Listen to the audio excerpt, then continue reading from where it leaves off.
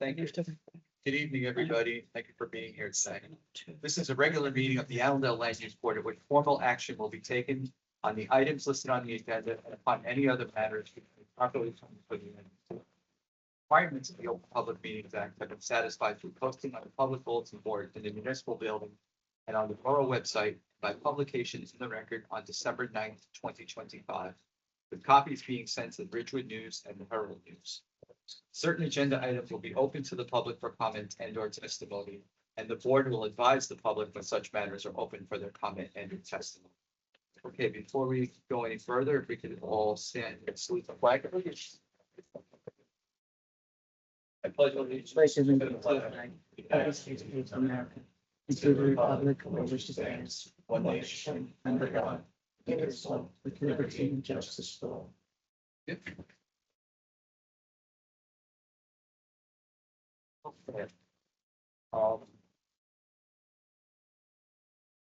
Let's do the rolls. Let's just do a roll call first, and then we'll do the oath, please. Okay. Okay. Vice Chairman Dallo, Here. Board Member Rosala, Here. Councilman Yakarino, Here. Chairman Sirico, Here. Mayor Wasinski, Here. Board Member Butler, Here. alternate Ensenada. Here. Thank you. We had the next on the agenda, which I just switched up, is the oath of office. Andrew's not here, so we're going to handle Tyler Yakarino. His term is expiring on December 31st, 2026. So there.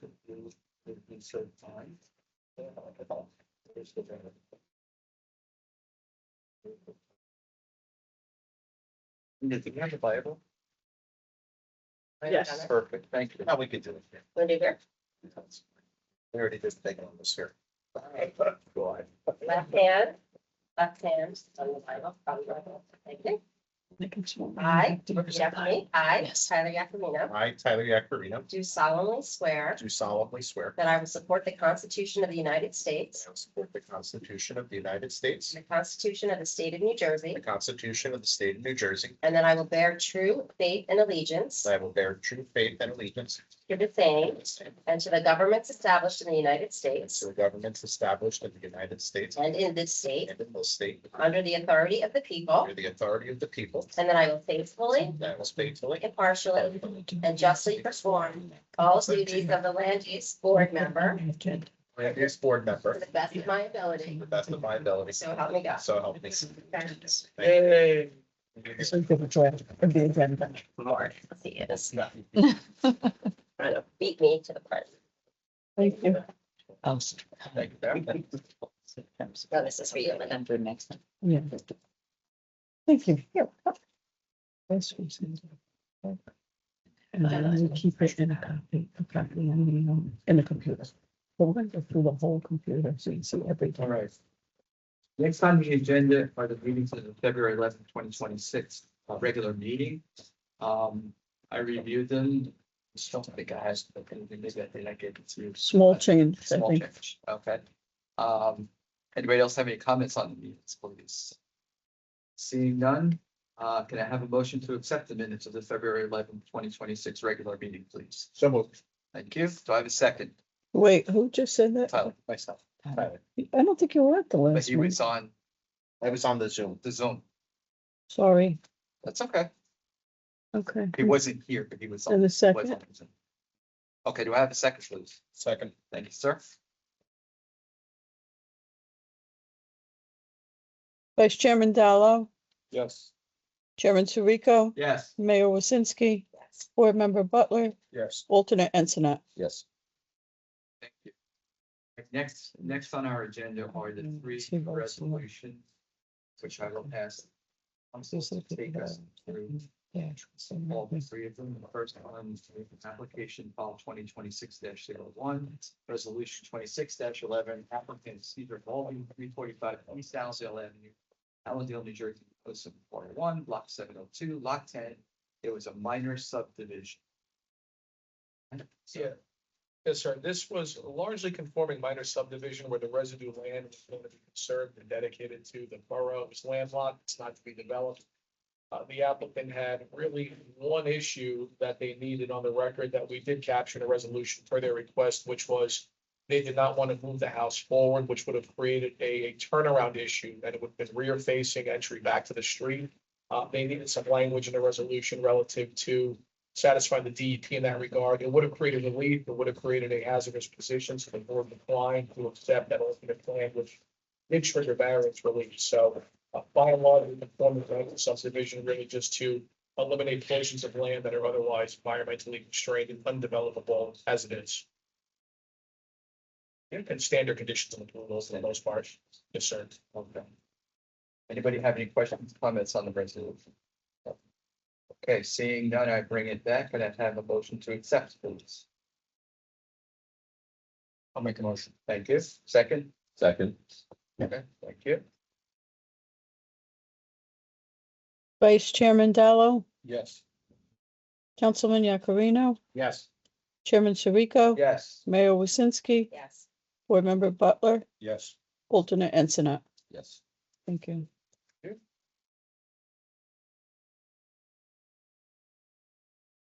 Sure. just Yeah. Or- I'll do both. I'll do it if you like. All right, I'm gonna pull them both. Yeah. out.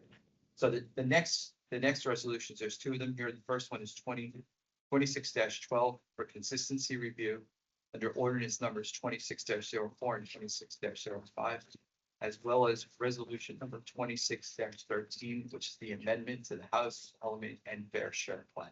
I again turn it over to council, please. Thank you. So as to the consistency review, we consolidated the consistency review and determination of the board into a single resolution.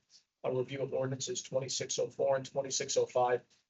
The statute requires that when there's amendments to codes that relate to the land use element plan, that the planning board has to conduct a consistency review following the first reading of the governing bodies. It's actually required per state law before it can go back and revert to the governing body for a second reading for consideration of adoption or declination at that point. So Mr. Snike has presented a high level of the two ordinances that have gone through first reading at the governing body related to fourth round fair share obligations. To the planning board at the February meeting, the planning board considered Mr. Snike's presentation. The board found that it was not inconsistent with the borough code, the master plan, long range planning, the land use element, and the like, all applicable portions of land use that the planning board can legislatively review for consistency purposes. The recommendation was a finding of consistency. It then reverts back to the governing body who can take action thereafter at a second reading. And I believe already have by this date. Is that right? I think. Yeah. So that's done. So that was a consistency review. It's more of a courtesy review than anything else. The other matter, which was part of Mr. Snike's larger presentation on notice, was the amendment to the housing element and fair share plan, which increased the density for a zone within the borough. Again, to satisfy fourth round affordable housing obligations that are ongoing. That was presented to the board. That was more than a consistency review. That required board action. The board heard the presentation of Mr. Stikes. There was no public inquiry or challenge to the amendment that was proposed, and the board acted to pass the amendment at the February public hearing. Thank you. Okay, on what we just heard from council, is there any questions, comments? Okay, seeing none, I bring it back to the board. Can I have a motion? We're gonna vote on this. Yeah. Okay, good. Can I have a motion, please, for these three? Or these two resolutions, I should say, to be accepted? Make a motion. Thank you. Who was that? Jason. Thank you. And then Greg on the second. Okay. And Linda, we're gonna vote on both of them together. Okay. All right? Yep. Thank you. Vice Chairman Dallo, Yes. Councilman Yakarino, Yes. Chairman Sirico. Yes, Mayor Wasinski, Yes. Board Member Butler, Yes. Mr. Ensinet, alternate Ensinet. so. Now we get into the public hearings part of our meetings. There were two applications on for tonight. Second one, which is 2026-05. The applicant had requested to be heard on 4/22 in our April meeting. They will go through a renotice. Okay, so that's part. It was. Okay, so the next thing on our agenda is application file number 2026-03. Roger, and I apologize if I mispronounced it, but I'm going to try. Schlick, That's it. thank you. 58 Midwood Avenue, Allendale, New Jersey, 07401, block 2005, lot 9. The application is to construct a second floor addition on top of an existing first floor with a new portico pursuant to 270-14A, 270-57B, 270-57D, 270-57E1, 270-57F, 270-64C2, 270-63A1, 270-63B, 270-57C, 270-63A-1, 270-64C2, and 270-57C. I'm up here a long time. I've never had that many. God bless you. And this is carried from the public hearing of February 11th, 2026. And I also want to express my, I guess, apologies and thanks for you coming here because we had some scheduling and the last couple of times we had ones that went a little bit later. So thank you for bearing with us. It was Coming in interesting. today. So I'm sorry. It was interesting hearing it. Yeah, to say the least. So, council, you would do the thing. Yes, sir. Please raise your right hand, sir.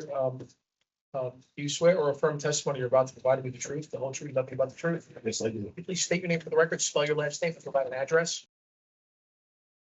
CHLICHD, 58 Midwood Avenue, New Jersey. And you're testifying tonight in your capacity as the property owner and applicant, but also as a licensed architect, I believe. Is that right? Yes, this is my residence. I am the architect of record. So to qualify you, can you just please give us the benefit of your background credentials and licensing that's current in the state of New Jersey, and then the board can accept your qualifications. You'll be effectively the applicant and the expert witness. I've been practicing architecture for 43 years. I've testified in front of the board, this board, a few times. I've testified in front of many Board of Adjustment hearings throughout Bergen County.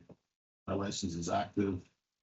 I'm slowing down my firm, so it's mainly residential additions and alterations, which is the thrust of the project tonight. And this is my house. I am the main architect's father. Whole thing rolled in together, right? I lived in Ridgewood for about 30 years, but I passed away last year. And so we sold the house because the kids didn't really want to be there. They're adults, but the thought is for me to create a home that they can come to for a new chapter. And eventually my daughter, Amy, has the intentions of moving into this house after I retire in a few years. Raising kids, just getting married. So that's the basis. Thank you.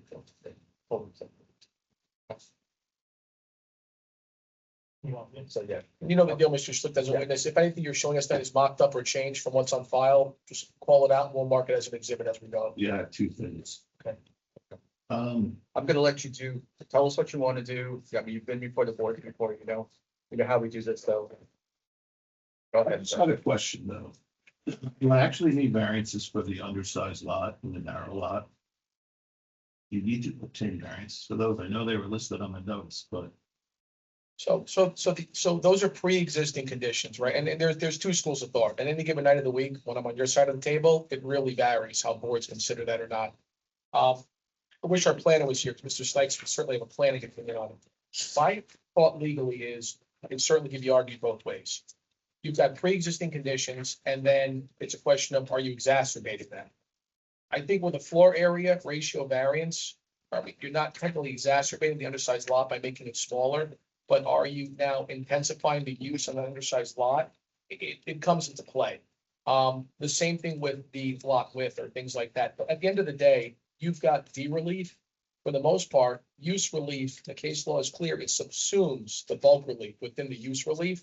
Now, that's for a standard D1 type relief, that it's subsumed within there, because there are no bulk standards when you have a prohibited use that you're proposing.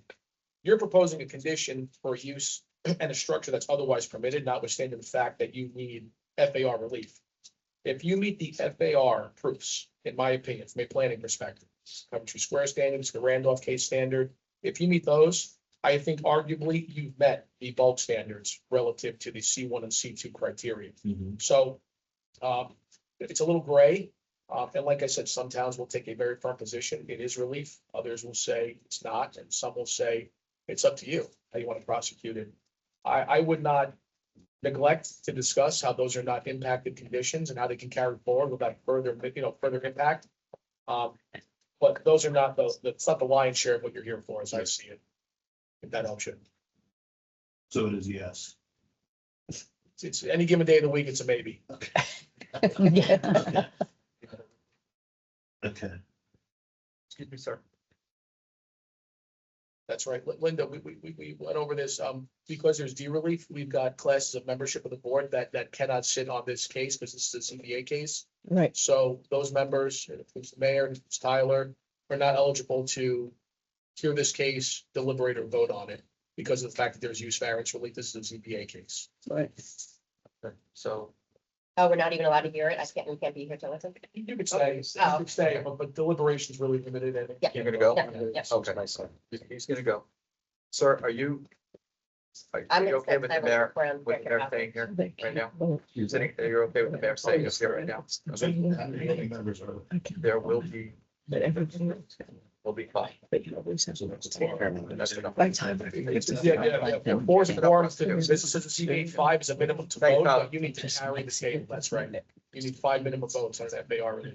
How So many absent members would have been able to vote on this? Is Andy eligible? yeah, you would have been eligible. Andy, Frank. Frank, and Charlie? Who? Charlie. Jess. Jess. Yeah. Good. Very big. So 7's a full board for you. 5 is the minimum if you want to push to a vote. You can always prosecute tonight. Yeah. If you don't like the way the wind is blowing, you can always Yeah. ask to carry, come back and ask that the board members are, missing, listen to the proceeding and certify to that. Then you've got 7 eligible members potentially, but Do they listen to the tapes? Oh, They will listen to the they will tapes. listen to the tapes. Okay. No, I'd like to take advantage of the empty room Yeah. and present them.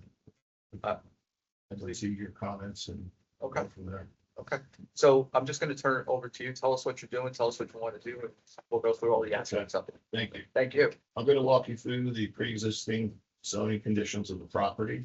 Then I'm gonna walk you through the proposed architectural improvements. Then I'll go through each variance one by one. Okay. It's 58 Maywood Ave. It's an A residential zone. Existing is a single family house, 1.5 story with a detached garage. The garage is like an L shape. The carport is here. There's a little bit of like a half a bay storage.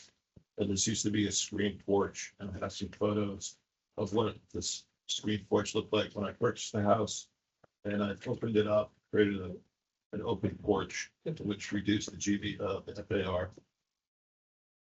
The lot area is 9,000 square feet, while 20,000 square feet is required, so it's 55% deficient. So it's significantly deficient. The lot width is 75 feet, while 115 is required average, so I'm 40-foot deficient in width. I'd also like to point out that the variances are very de minimis. It's basically on this side, on the right side here, it's setback. This is actually an enhanced setback here. The lot depth is supposed to be 174 feet. To get to the 20,000 square foot, it's 120 feet, so it's 54 feet short in depth. The house itself is set back properly. There is a set of steps that come out the front of the house. I'll show you that in a minute. That has a setback of 32.7, while 35 feet is required. Presently, the building coverage of the house, the steps, and the porch and the garage is at 18.7, while 15% is allowed. So we're over presently as existing condition of 3.7%. Then the distance between this L-shaped accessory structure and the existing house is at 7.7 feet, while 10 feet is required. So that's a pre-existing condition, distance between the house and the garage. So the property has pre-existing hardships in regards to lot size, lot depth, lot width, lot area and existing structure distances between the two principal and accessory structures.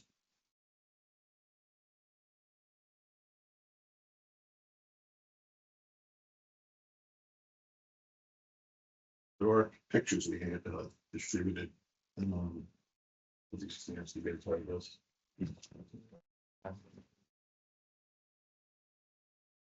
Today, the house is primarily a one-story structure. It has a living TV room, a dining room, a galley kitchen, 2 small bedrooms and a bathroom. I do not want to expand the footprint of the first floor. I want to work within the footprint of the first floor. I'm just going to recycle the space. I'll show you that in a minute. The second floor is very challenging. You come up the stairs and you walk down this hallway with sloping ceilings. There's only about 220 square feet of usable area that you could stand up in. But there's really, you can't even put furniture here. So it's just this waste of space here. The bed is in here where you can't even have a headboard. And the bathroom is at the end. And the toilet and the shower are actually in the slope structure itself. Where I hit my head every day, I brush my teeth. So the second floor is pretty unusable. It's not something you can modify. It's more of a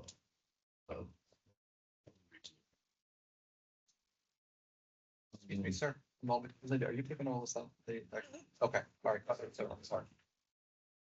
Okay, you see those pictures? Get them on the show. I don't have a. Oh, it is? Oh, I didn't see it. Okay.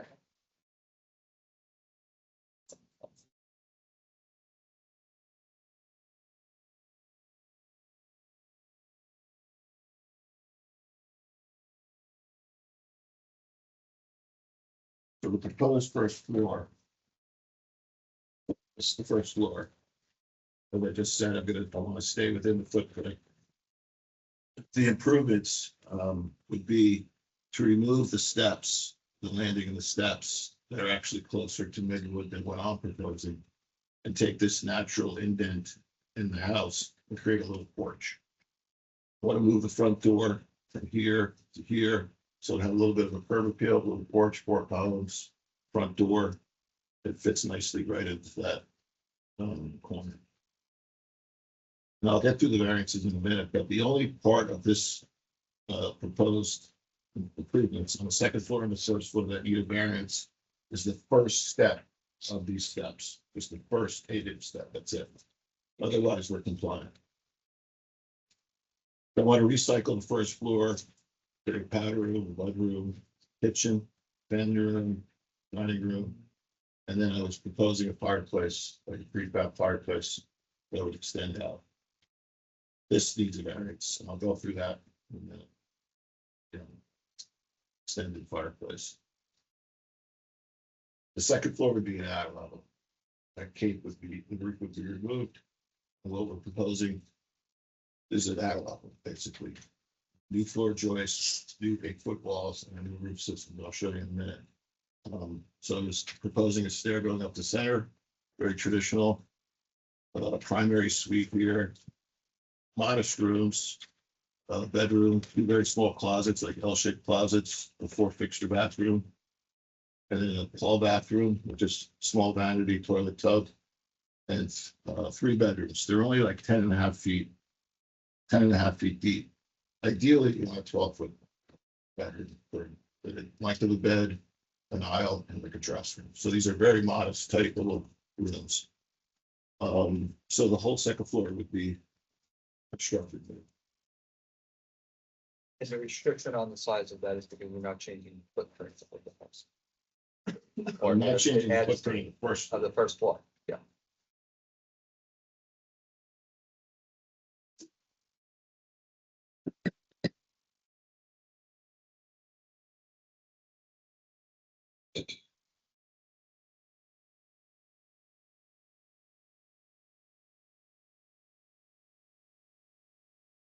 So the elevations would be, this would be the front elevation. This is the front porch, 4 columns, the offset door, little gable. This is basically in that recess of the first floor. exterior wall. This is what is now my daughter's bedroom, and the front door is here. So this would be a dining room. And then the back, it would be an exit to the backyard, some windows in the family room, the kitchen sink. And then this is the dining room, the family room, and this is the bathroom, and then the everyday mudroom door. The second floor, I introduced this low roof. It goes all the way around the house just to break down the height. It ties into the porch, ties into this little roof over the mudroom door, and it ties into this little gable roof in the back. So that kind of breaks down the height. The proposed height of the house is 5 feet lower than it's allowed. It's 30 foot. You're allowed 35 feet. So we're not asking for a height variance. The second floor would be a series of gable roofs. You know, the primary one goes side to side. Then these accent roofs that line up with windows. Just repeat like an architectural form on the side and then on the rear. It's going to be proposed to be under gray cedar shake, like a new cedar, like a pine cedar, white double hung windows, kind of a Nantucket. No black windows, white windows, maybe some shutters. I think I have some shutters in the front. It's a very classic residential plumbing home. The garage. And these now.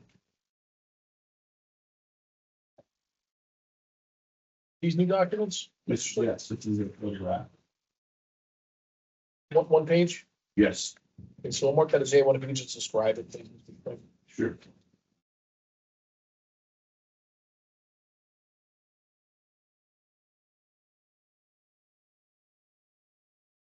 This photograph taken last year, since it's how I purchased the home, it had a screen porch.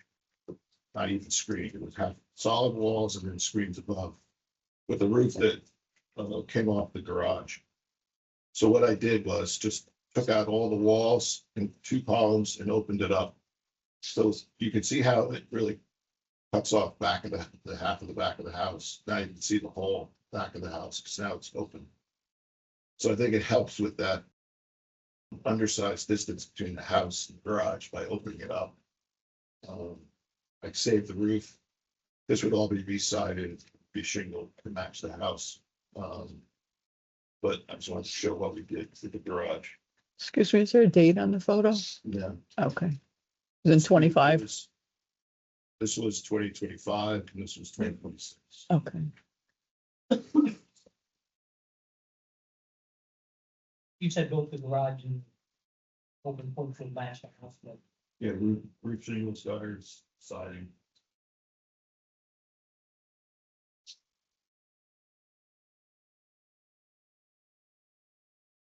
So I'll go through the variances one by one.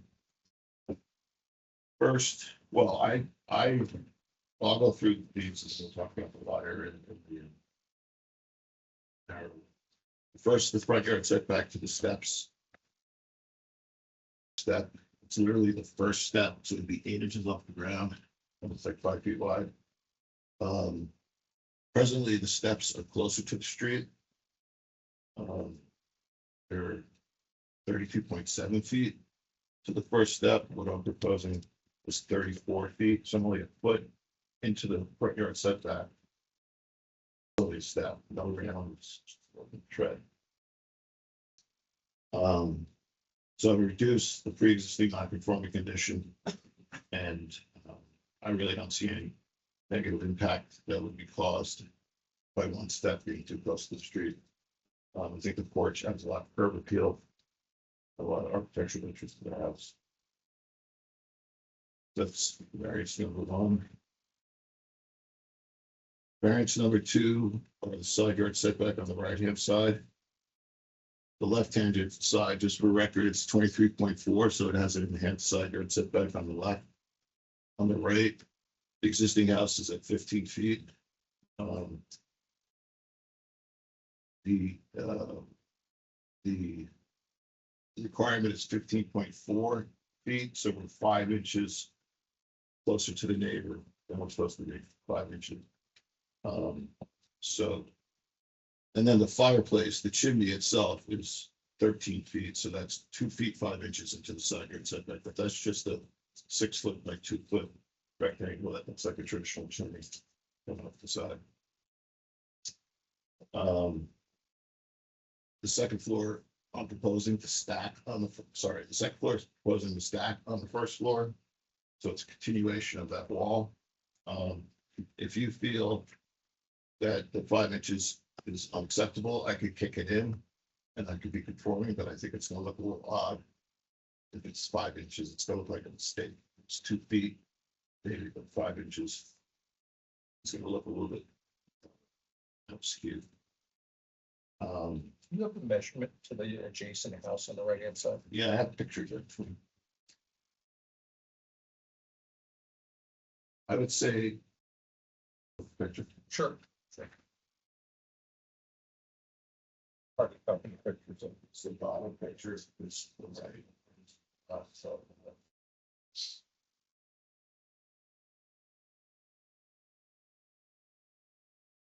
So that house is basically a solid wall. There's no windows on that side. Last spring. I just redid the whole, it was pretty overgrown when I bought the house. I put in probably 100 species of arborvitaes, trees, boxwoods, the irrigation, landscaping, opened up that porch to the patio. So I planted like 7 arborvitaes on that property line. So that's gonna be a green wall that will buffer 5-inch encroachment. And in his property, as I said, is a dead wall with air conditioning in it, so he's not really using that space. Is there a distance though?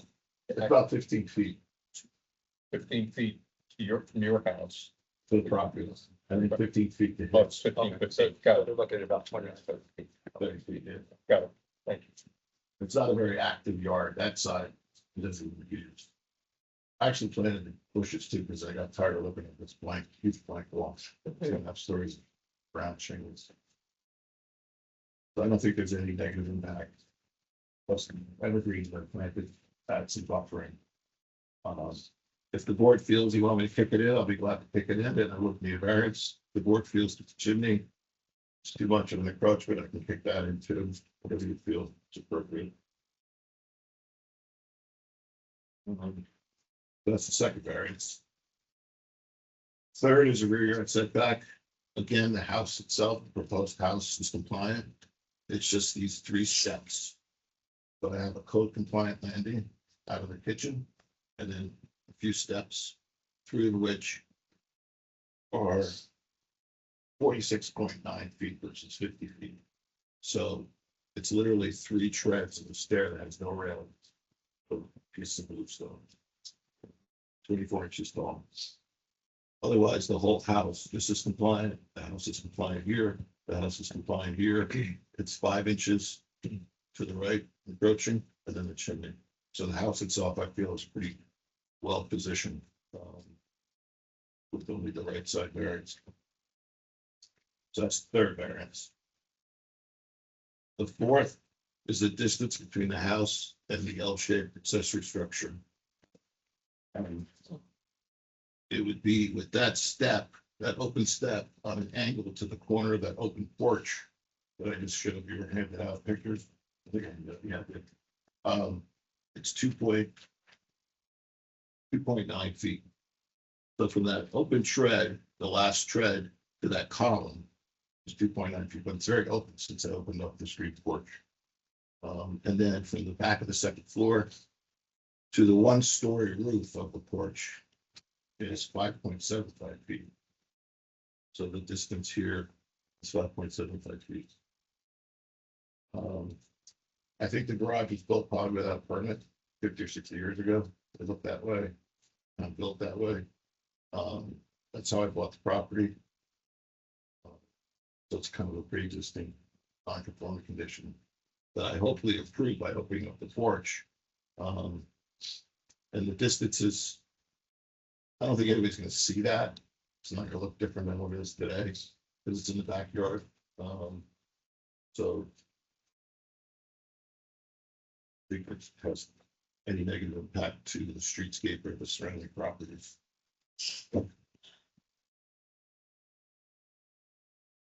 Fifth variance is building coverage. 20.8% versus 15%. So we're over by 523 square feet. The compliance. As I said before, the lot is 55% deficient in area. The 20.8 represents 39% over the allowed, so it's less than if it was a compliant lot. A lot of that is driven by this oversized garage. This L shape that's really just storage. Car really goes in here. This garage and porch represents 577 square feet. So the house itself is compliant, but when you add in this oversized garage, the porch that was there, it creates a variance. The other thing that I did that increases the building coverage is the little front porch, but I think there's a benefit to the streetscape, the curb appeal of the porch versus a portico. But if you feel that it needs to be reduced, I could reduce this to a portico, but it just seemed like it lent itself to a little porch stuck in the corner, placed in the corner of the existing house.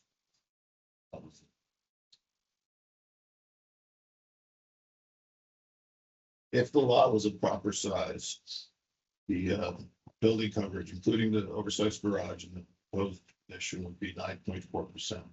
So what we're dealing with is a C1A hardship with an undersized lot. That would be our hardship for that variance.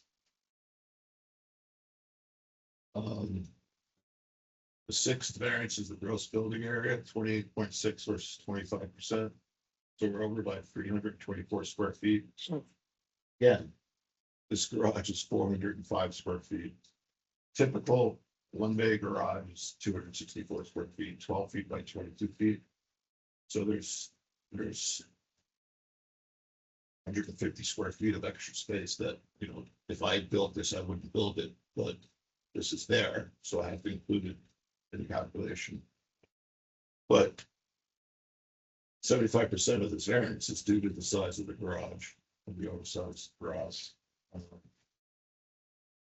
As I mentioned with the second floor, these are fairly modest rooms, 10'6" is a very big bedroom. And I'm not increasing the footprint of the first floor, recycling all the space. If you were to calculate the GVA over the compliant lot, calculate it over the compliant lot, you'd be 12.9% versus 25%. So again, it's a C1A hardship due to the undersized lot.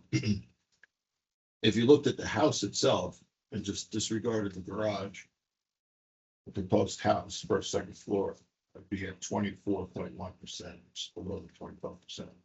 So the house itself is not too tall. Basically, conforming to all setbacks. And the GVA would be below 25% if you just looked at the house itself.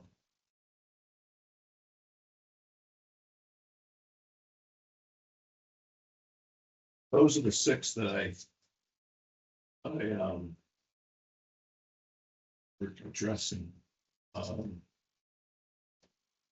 to go through the summary, we could talk about the last two, the lot width, I guess, and the lot area.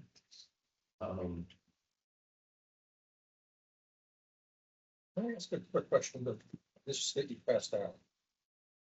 Is that what you're doing is proposing elimination of essentially a screened-in porch and turning it into a portico? So kind of That work is complete. this work already is complete. Yes, I did that last year with the building permit. Yeah, So this it's is not- before, it's like the before and after, I'm saying. Yeah, this is after. Yeah, So you already did this work. yeah. Yeah, So did you subtract out? Not sure. I left the building coverage in because there's a roof. But I Okay, subtracted out the GBA or FAR because it's open. perfect. So that reduced it by 172 square feet. You didn't do this while we were sitting here. No, did you? No.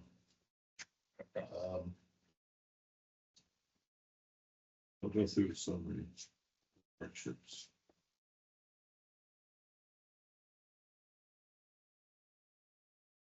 So the front yard setback, side yard setback, and the rear yard setback would be a C1A hardship due to the existing lot narrowness, due to the right side yard setback, and the shallowness of the deficient lot depth, which would be the front yard setback and rear yard setback.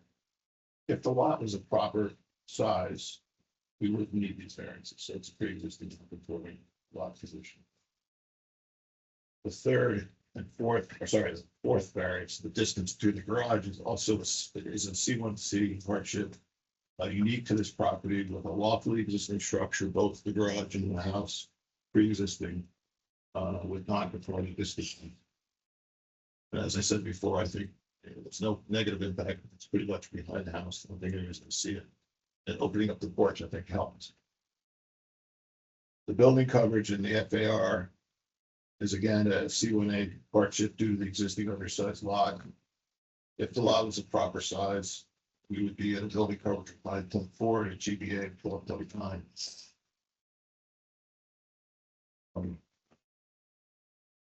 Just want to show you the house in eye shot of mine. We'd like to mark this as well, Mr. Schlegg. I have copies with them. This is a photo board. A2 will be a photo board of photos taken by you in the last few months. Like winter photos. January. Series of 4, 7, 9 photos, I think, right? Yeah. Yes, drawing sheet 5, dated Okay. February 11th, 2026. Yeah. And while that's being passed, on, just one thing to clarify for the record. I don't disagree with, you know, the decent part of your planning analysis so far, and you're not a licensed planner, right? Just now. I don't disagree that the C1 argument applies, but calling something a pre-existing conditions in lay terms means one thing, in a land use form means another thing. Unless the suggestion is that these conditions predate the enactment of the code, which set forth those bulk standards, they're not technically pre-existing conditions. That really doesn't change much about your argument, but just for the sake of the record, pre-existing condition is one that it either predates the code or it doesn't. If the position is not that this predates the enactment of the zoning code of Zone A that established the minimum lot area, lot width requirements, they're not exactly pre-existing conditions. They predate you, certainly. And they're on the site when you acquired it, but a pre-existing condition means something else as far as the land use parlance goes with various grants, just for the record. What was the what year? I don't know. It's the applicant's job to let us know that if you're gonna argue pre-existing conditions. Whatever. Zoning was enacted in 1938, I think, in the state of New Jersey, codified to 41 by the MLUL. Then from there you go forward with zone enactments. I don't know when zone A was created. But you would also need evidence that these were actually conditions that predated it anyway. You know what I mean? Yeah, So just predating you is not gonna be enough, but that's really just, you know, I don't think the guy pulled a permit. for the record's sake, yeah. Because it's built.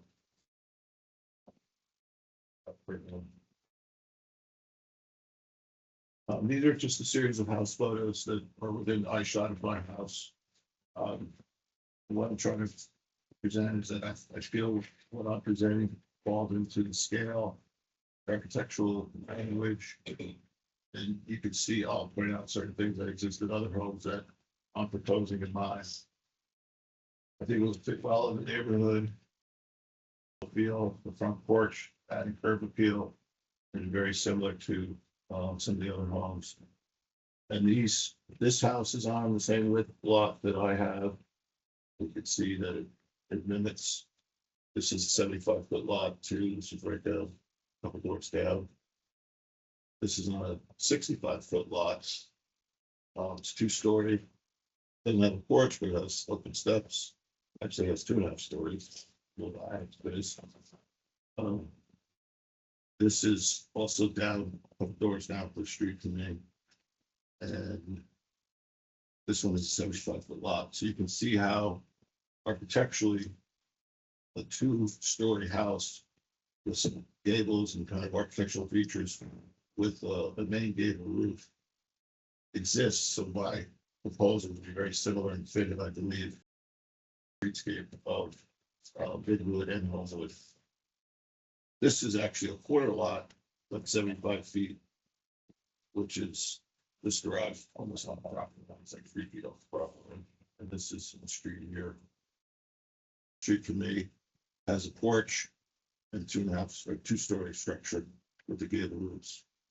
So I tried to I didn't want to match any of these, but I tried to pick and choose. And, fit into the scale and the height and the architectural features of the neighborhood. Which I think goes to positive criteria. It's a permitted use, residential, single family. I'm maintaining existing first floor, which is a positive element of the project. I believe the porch is improving the streetscape. There are porches, not as many, but there are streets down the street, across street. This is diagonal, this is diagonal. There's a house across the street that has a porch. All the setbacks are conforming. 5 inches that we talked about, and the height of the house, 5 feet less than allowed. So I feel the negative impact is much less, if any, than the positive impact of the proposal. Square footage wise,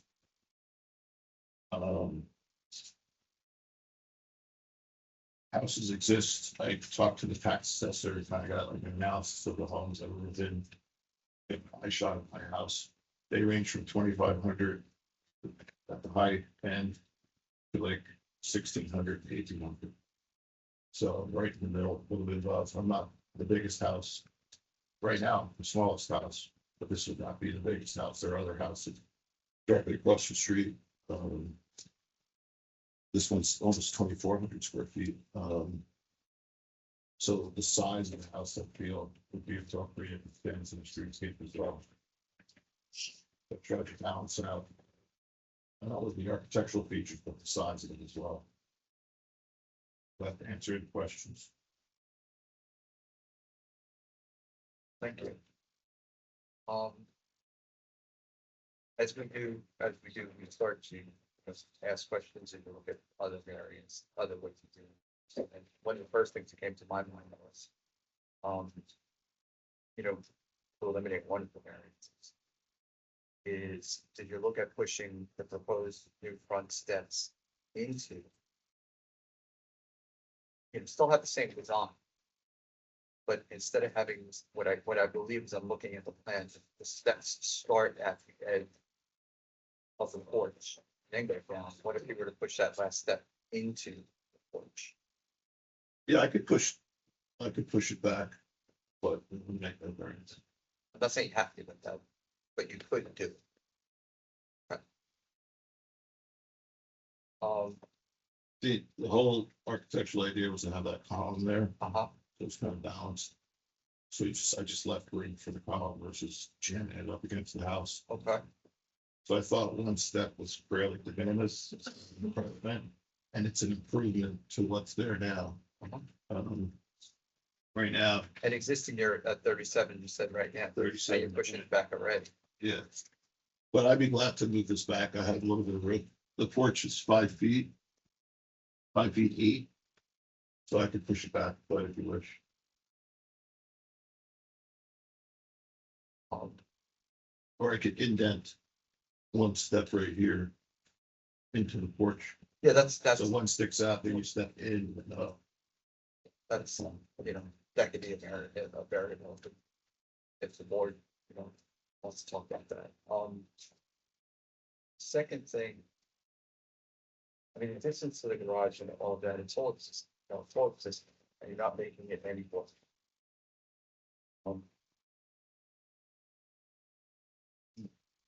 I guess the stair coming off the back, where now it's a 2.9 foot distance to the corner of the open porch. Is there, and this is better question, but is there like any sort of distance that's required for fire safety or anything in case someone needs to come out of the back of the house? Can they turn? Yeah. Yeah, it's not. Because it's 3 feet, right? Yeah. 2 point, and then the rest of it is nearly 6 feet. So you're kind of shrinking that turn by half. You know, so I don't know, is there any complications since you're kind of taking 50% of the turning radius out? So like I have to have a 3 foot landing and then 2 treads. It, it is the width of a slider. It looks good when it matches the slider, but I only really need a stair. I could put the stair here. And have half the slider, you know, the fixed part, not have a step. The opposite part have a step, you know, you know what I'm saying? Yeah, So then it would pull it away from that column. But you can actually,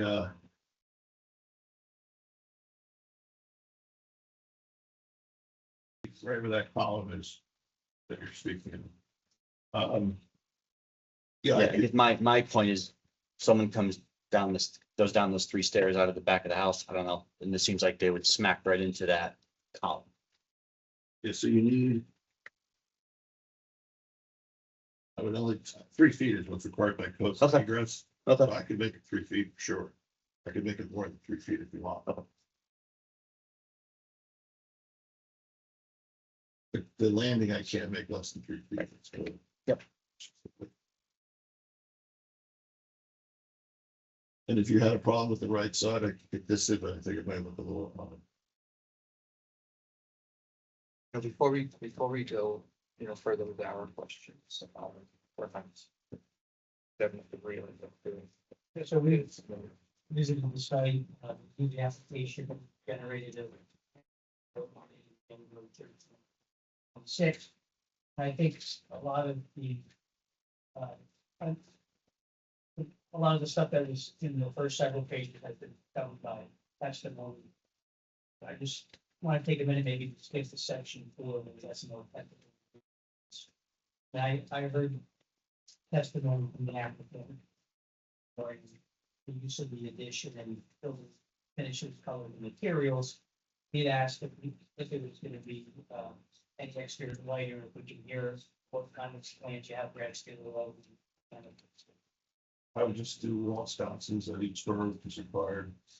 Just your residential style, similar to what's maybe not that style. But just traditional residential styles. I wouldn't do. I'd have a spotlight in the backyards. The AC unit is over on the right-hand side, there's one there, so I'd probably put the other one. What's the setback for AC? 10 feet? Kind of, It'd be 10 feet plus. But no basketball lighting. Outdoor lighting. is there an existing light in the rear yard now? Spotlight, yeah. Let's see it on this picture right here, it's spotlight. It's at the corner of the building, correct? And your plan is to have 7. Just one spotlight, so they go out the back. I can keep it on. Given the. We were asking about. Downspout discharge locations. Whether they currently exist, if any of those locations have been altered. Yeah, they would be altered. It's very similar locations.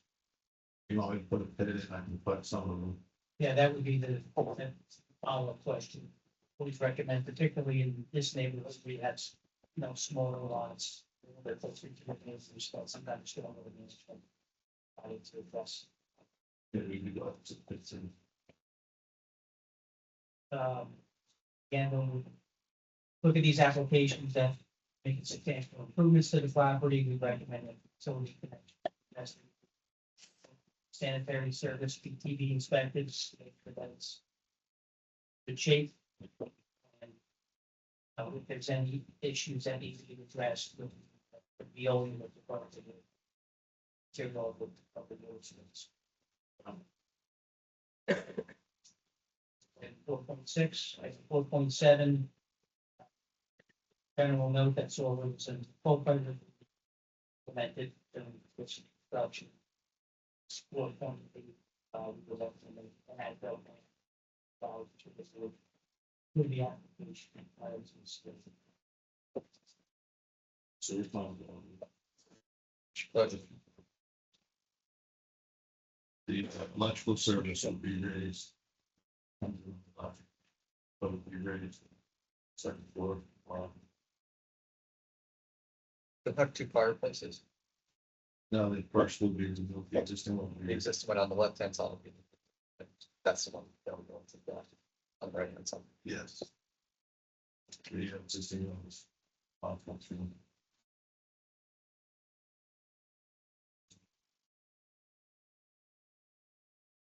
The lighting, you propose to put any lighting in the porch, that's fine, up down there, Um, the ceiling side. I could either do like sconce or downlight. Or downlight. You know, see the picture, but it's just kind of glows. Yeah. It's nice. Either one, I don't know. Either one, you're Either. You have a preference? doesn't spill. We're always worried about spill. I'm not doing any lighting out here. Okay. By code, I need so many thick candles at an egress, so it'd be nice just to turn the whole wall sconce. Up here.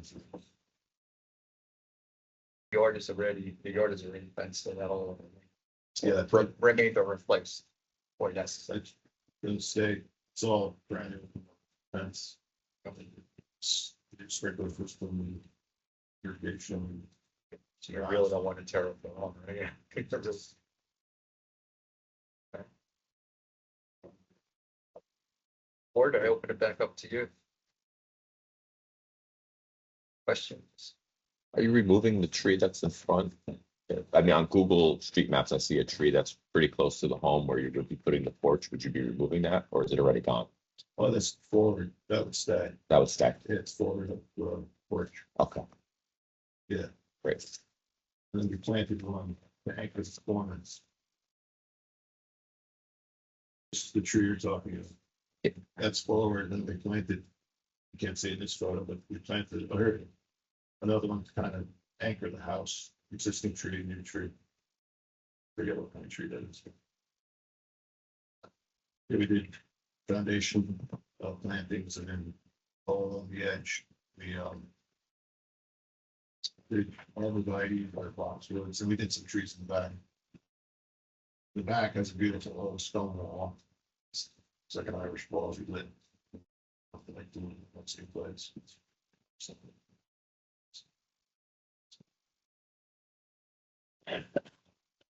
Trees on the right hand side, did you plan them, they go the length, or if that's the proper cover of the house?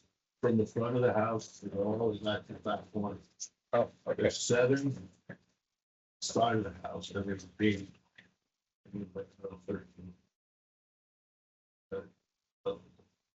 Buffer, Mike next door to them. Back to the creative wall, 5 inches still. In the back, we did. So a little bit higher, so you can see that stone wall and the little box edges and like going to. Some. In behind the wall. And on the other side, I exhibit some automobiles, which are arborvitaes, green giants. And then our neighbor has lilac that we knocked out. Great, thank you. Everybody loves the landscaping. Watch out for the deers. Oh, they were there this morning.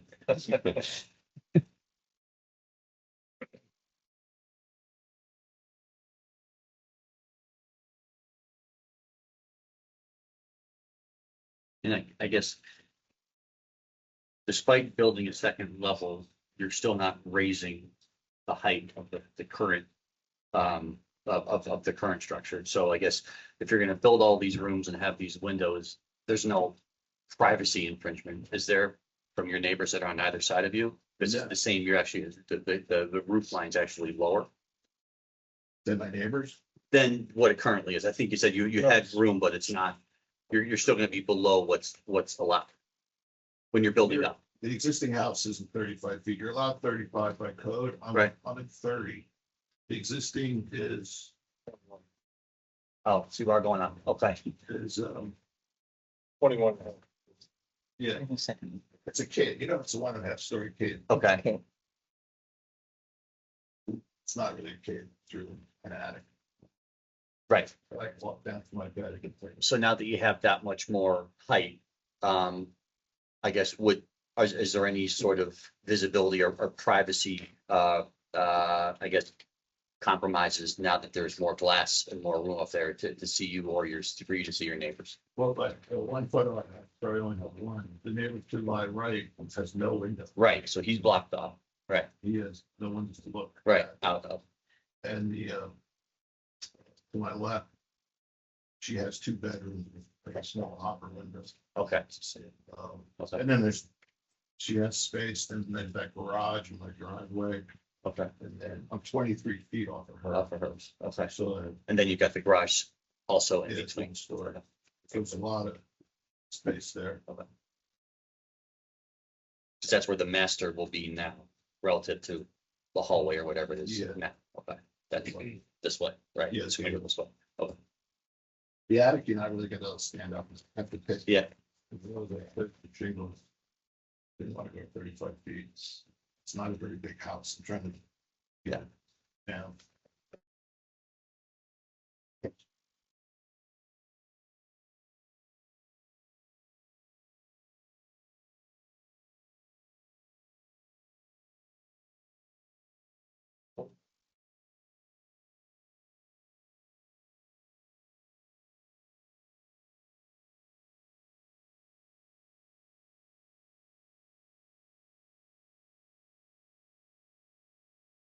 I guess if I had one, I think that this is helpful. The council and I were just going through the houses in terms of pictures of. There's only really 3 on your lot. And on your side of the street. With your house structure on the other side of the street. They're huge. It's like, across the street, there's, one of those colonials that have like 8 double windows up top, porch and garage. And then next to them is another kind of 80s long colonial, and that's like 5 double windows. There's 2 really large houses. It just didn't, my house is a lot narrower. So I didn't have pictures of those trucks. They're bigger. Actually.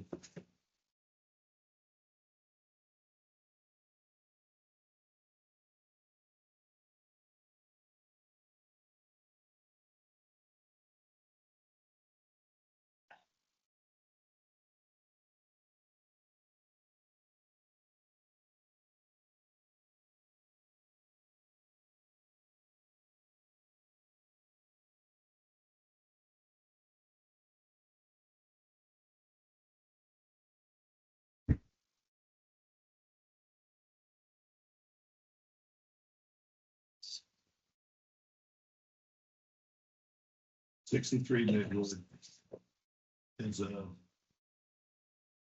63 and 53 million right across street to me, and those are long.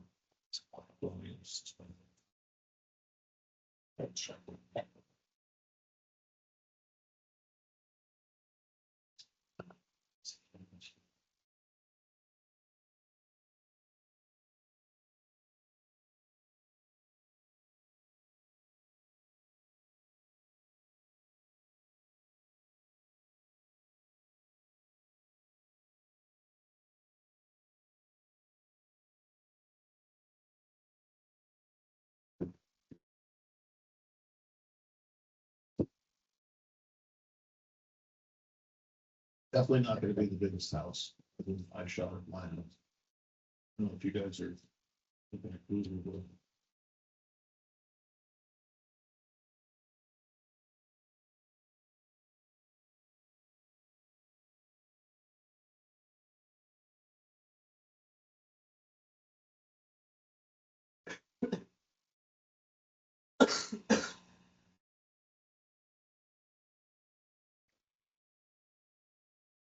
I mean, personally, when I look at your design.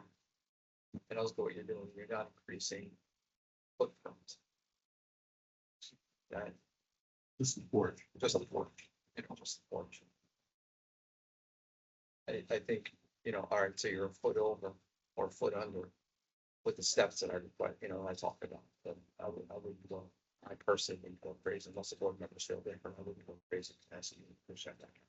So just questions that we ask, again, you've been before the board, so you've heard, if you have questions, that we do. I don't think it's a bad modification, any of these that we're talking about, so it's not like problems, like tripping or nothing like that, so it's really, if you feel that you need to do that, like, with the back steps and the front steps. The back step situation, again, that would only be a safety thing. I mean, that's, as far as the questions that I posed to you on the front, that was just, I'd be open to things. I don't necessarily, I'd rather have you pull it, on that particular variance, give you that. Because you're already better than where you are right now, 36.7. It's literally just the first step. Yeah. Yeah. From that point on, the whole house property said that.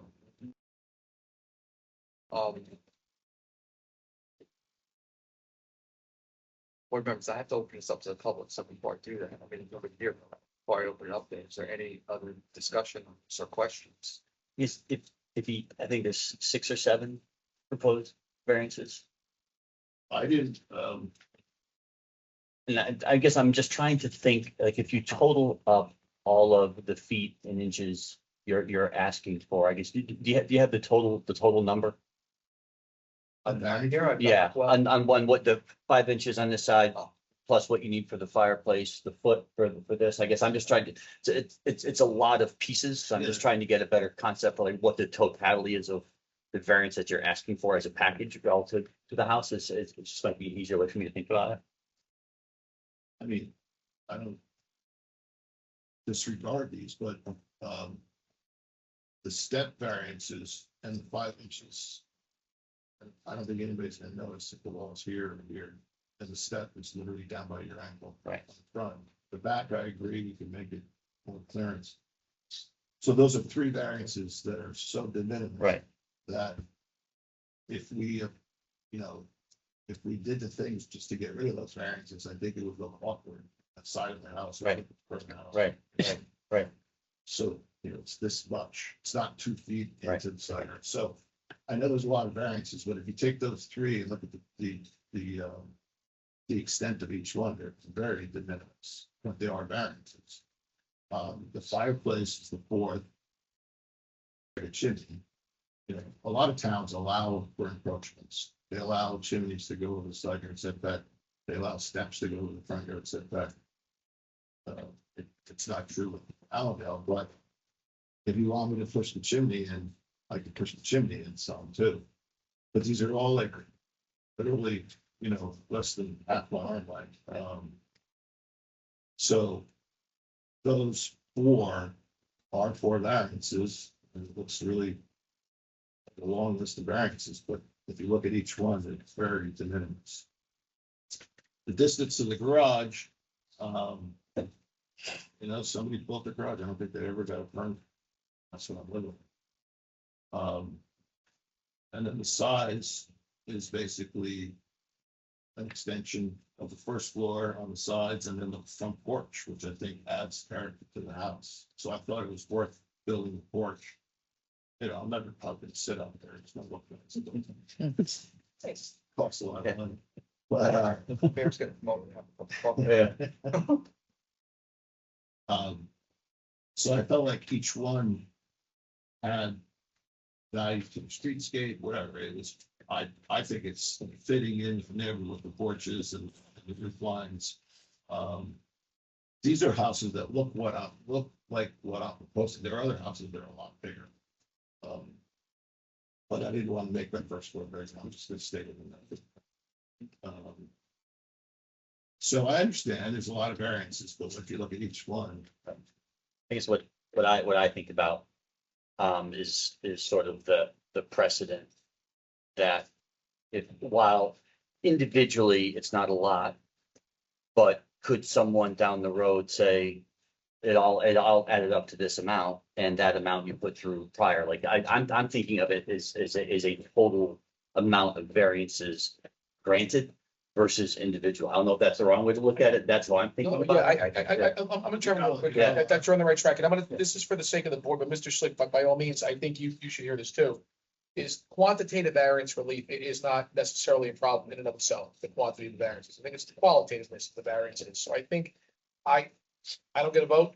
I happen to be in relative agreement with you that they are de minimis, some of those items, and checking them off the list might make your list go from 9 to 6. I don't know if that really changes much about the equation. I think the bigger variance you have remains the D4. Mike Vreeland in his report, he did provide the statutory criteria for that in the Coventry 4. I think he laid it out as to what you have to establish. And it's really a matter of, can a site still accommodate what you want to build, notwithstanding the shortcoming of not complying with the FAR? It's similar to the D3 conditional use variance case, right? And I think what the chairman was pointing out was 5 of the 9 lots you cited in your area inventory are lots that are at least 3,000 square feet larger than yours. They're at least 100 by 120, several of them. A few we can't even tell because they're off the radius list map. One we can assume is a lot that's even larger than that in the corner of Midwood there. But at any rate, I think that's the bigger issue that the board needs to focus on, is whether or not the D4 variance is satisfied, because that is the heavier lift. That's what brings Mr. Slick to the Board of Adjustment, requiring a supermajority vote to be approved. And that is the heightened standard of scrutiny that needs to be met here, not like a D1 use variance relief of a prohibited use. We don't need to meet a site suitability test. It's a permitted type of structure, but it's larger than is allowed. So can it accommodate the shortcomings? And I think that includes an analysis, and I'm going to defer to Mike on this, but are you compromising light, air, and open space? Are we able to properly manage stormwater controls on this property that's being overdeveloped now? Are we incongruent with the streetscape of lots around us? And I think that's what Mr. Slick attempted to do with that exhibit. But you know, again, I point out that 5 of those lots at least are lots that I don't think are similar to yours when we're talking about lot area. Because on the one hand, you know, the argument is my shortcoming is I have a deficient lot area. So that's why a lot of this relief is packaged in here, because I'm working with an undersized lot. And on the other hand, citing to the congruence of the streetscape is citing to lots that might be undersized, but are significantly larger than this one. So that's where I see personally a disconnect on the planning argument of the D4. I'm past the bulk relief. I think that's the smaller potatoes. It needs to be satisfied. But I think the board's focus really needs to remain on the D4 FAR relief and the proofs that need to be established that this lot and its shortcomings can accommodate this FAR enhancement that's being proposed on this lot. And I think the board needs to give whatever value they need to give to that exhibit, with the understanding that several of those lots are not arguably objectively comparable. So could I respond to that? This is a 75-foot wide lot, equal to mine. It is larger in square feet than mine, slightly larger. So it's the same width. What's the lot number of 77 Midwood? You know? Because I don't see it on your radius list. 5. Block 2006. Lot 5 on your street is a 12,000 square foot lot. Block, Unattacked. you gotta go 2006, not 2005. It's this one here. 2008, I'm sorry. Okay, you're on the far corner. Yeah, this is my. I got you. I see that one. I That's think you cited the near corner as well. Not this one. I didn't cite this one. That's a huge house. This house is right here. It's the same width as mine. And it's the same depth. And it's a larger house, square foot based on the tax assessment. This lot is 65 feet wide, so it's 10 feet narrower than mine. It's basically the same height probably, and it's That's very much an outlier lot on your street. That one. this one. Yeah, it's the narrowest lot in the entire street. Well, then there's 22. That one is 75 feet. It's on the same side as mine. These two are on the same side. That one is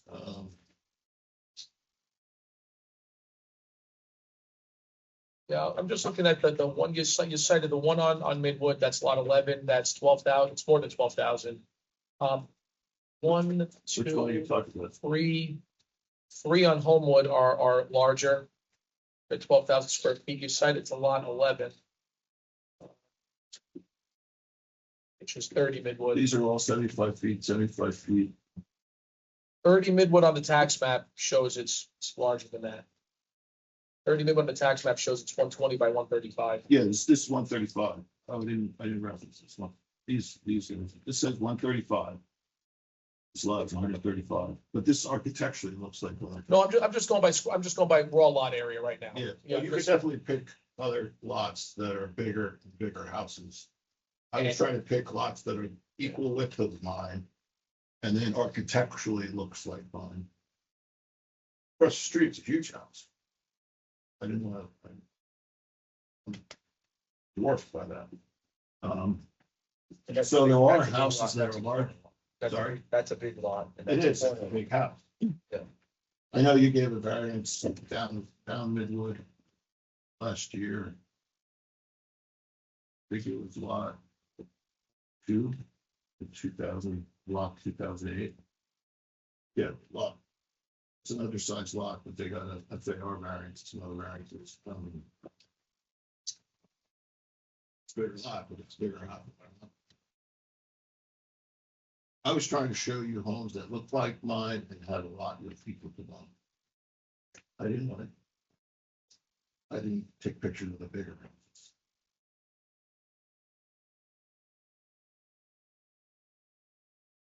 So in those other proofs that you talked about, I have proper setbacks. There's probably 30 feet distance from my house to the house to my left and to my right. I think that there's one picture floating around showing that. So there is light space between the homes. I'm not too close. If I was too close, that would be another issue, I'm but not suggesting it's not, I'm just saying these are the proofs that can Yeah, be established to justify a floor area ratio variance. Given the floor area ratio standard, is generally established to make sure that you don't overdevelop a lot, that there's not too much building involved. You're not having a negative impact. From a bulk standpoint of the building and added to with what's in the area. So in this particular case, you know, it's the floor area ratio is small because it's a small lot, right? Yeah. So that ratio is driven down based on the lot itself. I don't need to grant you need to have a small lot. I think the proof has to be what they're proposing that doesn't meet that standard, still works with the neighborhood, doesn't create negative impact on the surrounding properties, the site facility. It's all relative. It's It's all all relative. It's a massing inquiry, right? And because we're right down to the definition of floor area ratio, it's an inquiry as to your total area as compared to your lot area. It's, it's a like comparison. So, comparing different size lots really doesn't help. And certainly comparing other applications that were granted, there's no, there's no precedent setting, that, but, yeah, every case has to stand on its own merits, but, that's why I only used lots that were similar in width. And these houses have similar width lots and area, exact same area, and they're bigger houses than what I'm proposing based on the taxes. But there's certainly, features and tools that have to utilize. Make sure that it's not having those intensive, such as stormwater management and architectural features, architectural enhancements, to break down the visual scale. Which I think the porch does, and the skirt roof does, and I'll be glad to put it in see if it fits. It's not like a 2-story box and a big roof. It's a lot. There's dimensions. A lot of detail, a lot of. I will say that one of the purpose lots that I have is also the water. Yeah. I would say. Yeah, and. Yeah. No, But particularly. that's something, go ahead, Michael. Yeah, particularly given the fact that you have in this area, right, you have small lots, you have houses close to each other, they have downspouts, so it's for uncontrolled currently, so every opportunity that the board has when they're considering variances, has historically taken that as an opportunity to try to address them for the benefit. So I think it'll be a benefit to my neighbor because he's downhill. And then my spouts spill out, I get ice on my driveway, so I don't want to run into it. So we go out to put in the fence. And then that becomes one on site as bills. Yeah, I mean, that'll involve. Yeah, selecting push down spouts. Soil test. Side of the down spout, certainly makes sense. Constructing it. And if you can testify that you'll. Yeah, we'll have an engineer do the calculations. Usually use the plastic one. We have the changes. Maybe storm check chamber. That's not a problem. Yeah, really, however, the applicant chooses to address it, it's the applicant's question. The calculation for them.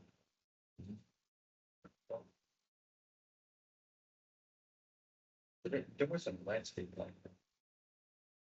No, I mean, they're based on our visitables. It's very low amount of landscape. Property. From what I heard, it's something that's so that. Yeah, it's.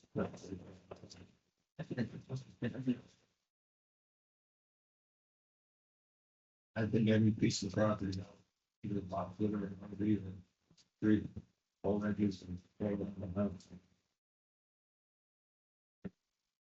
I have a question for you regarding the back setback from the house to the porch.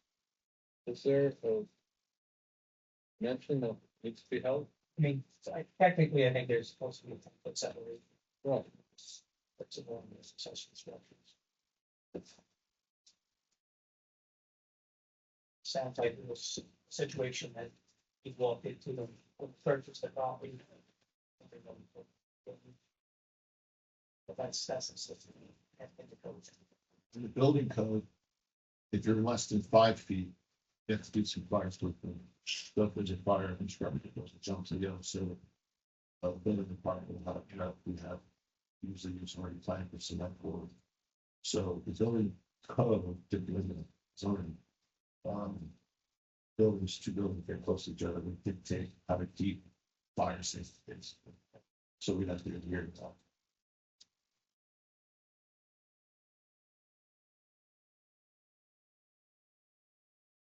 I think opening that screen porch helped. Going into the house is secondary.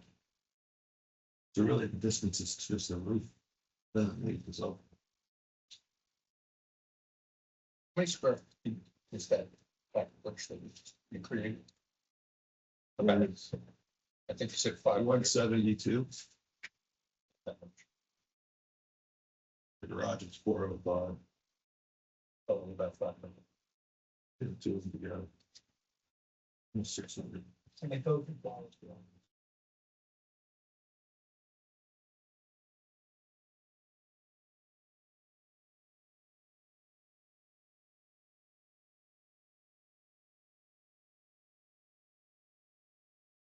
Actually, there's not many houses that look like mine. A lot of them look like this. They're 2-story. But I think they're really more similar to what's there.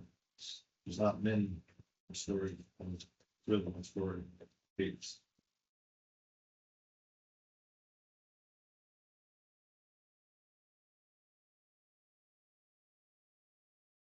Board of efficiency. Anybody in the audience? All right.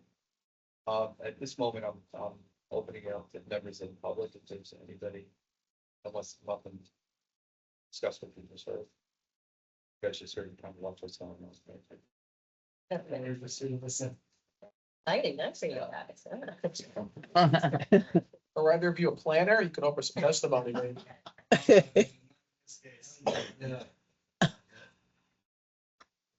Bringing it back to the board, seeing none out, seeing no public, bringing it back to the board. Again, further discussion. Mr. Schlick, it's up to you now if you would like to conclude prosecuting your case and ask the board to deliberate, if you would like to adjourn and come back when there's potentially more eligible members. This evening, you would, you heard their questions, you could probably read the room, whichever way you believe it to be. You would need to carry all 5 members to be approved. A 4-to-1 vote in your favor would be effectively a denial. So Well, I think the spirit of tonight was present, but I would appreciate it if I could get comments back, if changes are needed. And as you heard, I can make these changes, agree with them tonight, but if there's something that someone hasn't spoken yet. Not allow lots of vote, I'd be, years to listen to it, so it's, but, but if there is no concerns, I would go to vote, but if there is concerns, I'd love to hear it, so I could revise the drawings for next month. But I haven't heard, I'm glad to do the things we talked about, if there's any additional items, I'd be glad to hear them and either agree to them tonight or. So that could.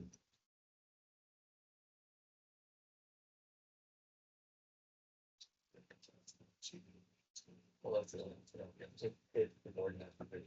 Okay, so board, just heard, are there revisions that you want to see? And we always have this thing, if we want to see the final before we go. So is there anything that's sticking on? I mean, I guess I would like to see the revisions so that it doesn't look like you're asking for 7 variances. So let's push in the front yard. Step. I get rid of that. The back, my code, I can't. Back, Right. back really. Yeah. Unless- Yeah, but that was more of No, a no, fire no, safety no, thing and like, Yeah. their jurisdiction, not mine on that, yeah. Second floor in fine, and just have to get rid of that. Or reduce the sleep over over the fireplace. Personally. My opinion, I don't see that. But are we actually voting on variances for the lot area and lot? Yes, We are. I think you are. In this case, with FAR relief for an undersized lot, I think you are. Like I said at the beginning, my opinion is it's gray. It depends on what the relief is. FAR relief to expand a structure beyond the parameters allowed on the lot area of your size. I think you are exacerbating lot area issues, and then going along for the ride with that, obviously, is the lot width, which helps create that deficiency. While the delta is not changing on those 2 items, it's 9,000 existing and remaining, as leaves your lot width at 75 feet.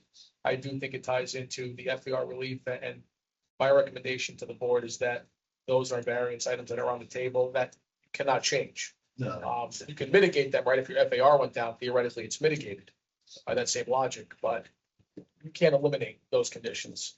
yeah, the ones that are could be adjusted, the steps, the rear steps. Side, that wall, you want to kick it in 5 inches. That's for this. And that variance would go away. The back variance wouldn't go away, it would just it'd be greater, it'd be less of the variance. Right. Yes. In the back, could you consider? Design options? Sorry. Go ahead, finish. I was just thinking about the back, the platform. Could you go left and right instead of straight out? Yeah, I'd probably just move the door over, right, this that, it's kind of weird, so. There's There's no variance. the step, Yeah. Like if you're relocating here. No, I mean, essentially, to come out to the platform, you could go, really both of those, but left or right. And move directly straight out. you still wouldn't get 10 feet away from the porch. If you went, No, you would. Your steps are really your issue, aren't they? Steps are in that 3 foot. So you're 2.9, you're very close. So if you eliminate the steps and you just build a platform, it could actually be a greater platform, let's say 42 inches, something like this. And then just go down both directions, even at the house. so it's really-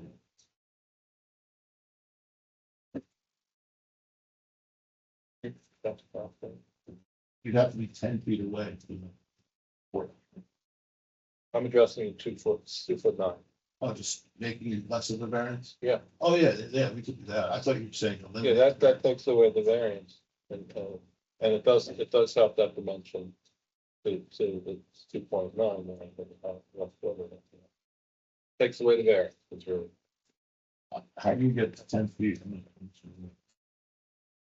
It's 2.9 now. Oh, you're 49, you're 46.9, right?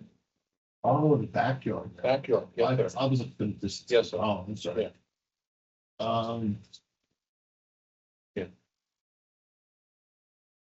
Yeah, so if you gain, if you were to move those steps or redo the steps or a platform or something, they get your width in that 46.9, so it takes that variance. You're still gonna have the situation where you're close to the garage or the porch area. still gonna need like a 1 foot variance. Okay, I have to have a 3 foot landing. If I just did a landing and then went right or left. I need a landing, see how the landing sticks out a little bit? So I think that little piece would be a variance, I would need a foot. Because I can't make the landing less than 3 feet, that's code, and the house is there. Right, Yeah, I see, can't build the house.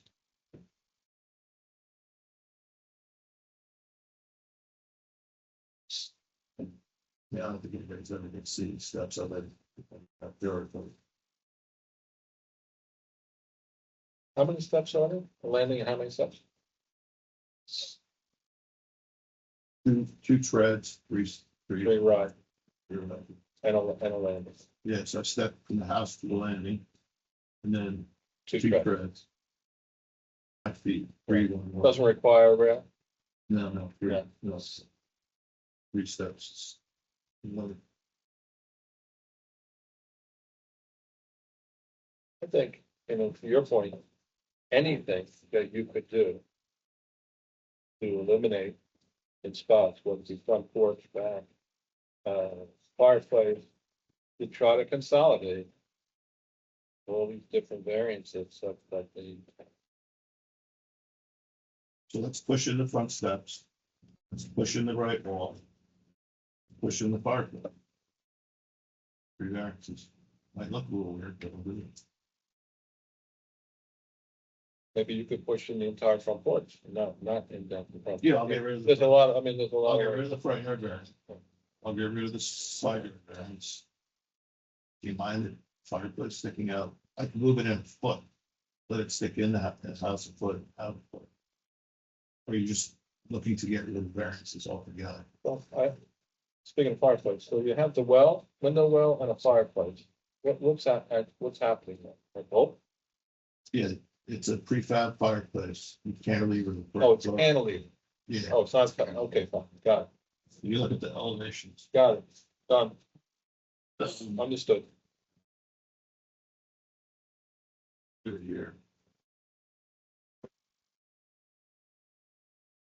But I think, I think what the board.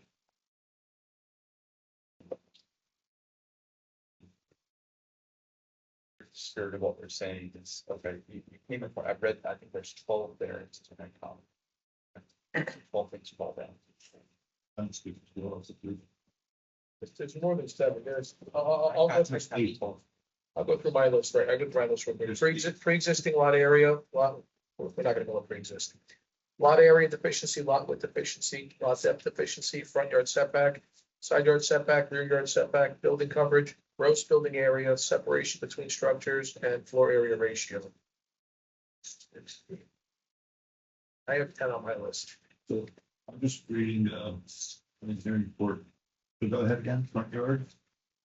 Front yard, side yard, rear yard, building coverage, gross building area, FAR, separation between structures is relief, whether or not it's on that report. Then you have existing non-conforming conditions to remain, and I think the case law supports they're being exacerbated by the FAR relief, that being lot area deficiency, width and depth. So front yard, rear yard, wire, lot width, floor ratio, gross building area, side yard. This is between principal buildings, so which ones are missing? Coverage. Building coverage.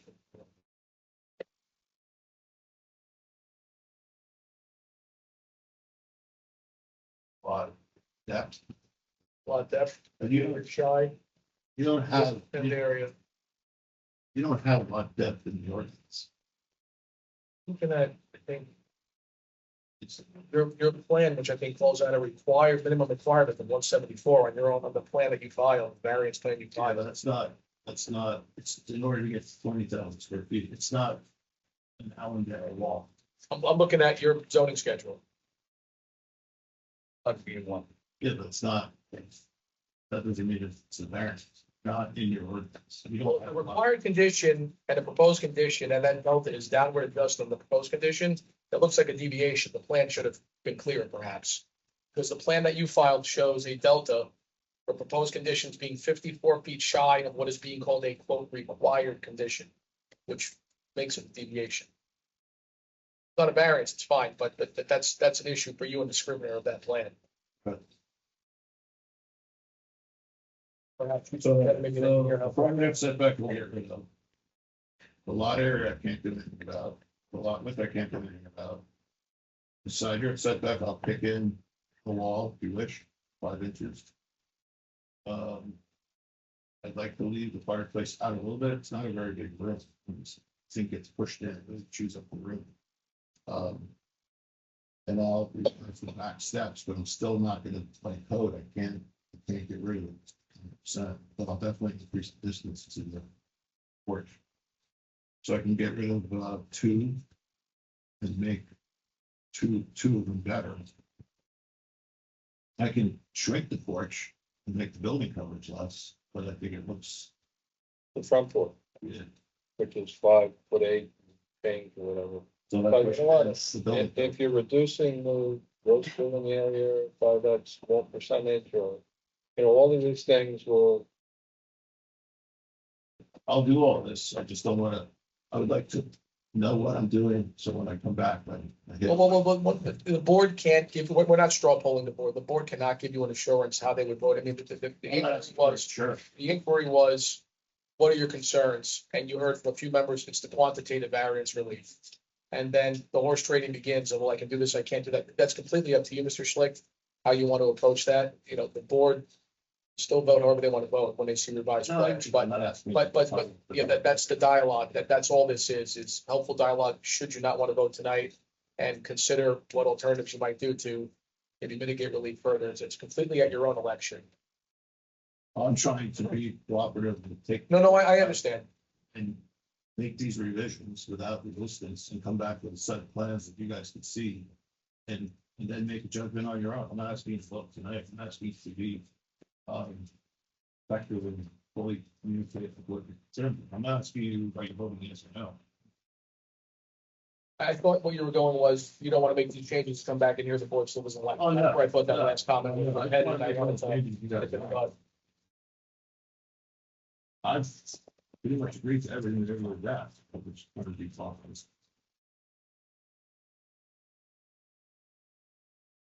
I think at the end of the day, we're being instructed to focus on those, but it's, 28 versus 25. And that's probably the area that you're. kind of, because in council, this is the problem. Why it's a special. I think the best thing would be take into consideration what you heard tonight. Back to us for the revised plan. Okay? And then maybe even be so bold to come back perhaps in the third one, or third, whatever has to be done, to show us how you can get to conforming with the FAR. Because I think that's where the whole. The FAR is the biggest item, It's the and biggest it all relates to that at some level, it's lesser houses, lower How FAR. you solve the problem. Go. Right. So say, hey, listen, I can get to the FAR you guys are requiring. I might need a couple variances here and there, but I can get to that number. Yeah, if you can't get to it, You can't get to that number. it's not worth it. Such a small number. It's like one item. If you design a house by the numbers, it's gonna be very up to the house. It's, believe me, I've tried. I don't want to be here. It's not. It's a very undersized lot, staying with existing footprint. I can reduce it, but I can't get rid of it. But I think the land and the property and the hardships that exist warrant some kind of relief. Maybe not the board of adjustment, but Well, they're sitting as a board of, they're sitting as a board of Oh, adjustment okay. now. It's combined planning board. So this is, Oh, that's why. That's why. The hardship, again, I'll tell the board, my guidance is the hardship of the lot area deficiency is not a way to justify an FAR enhancement of a property. Again, going back to what Mike said, and I echoed it, it's all relative. I'm not Yeah, they are. justifying it. Yeah.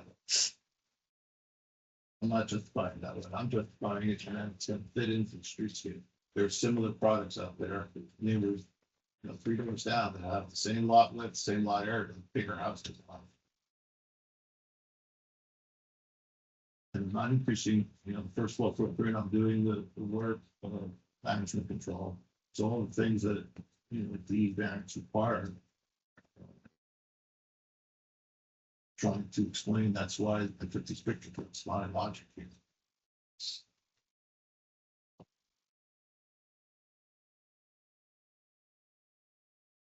So I'll take the comments, I think that's,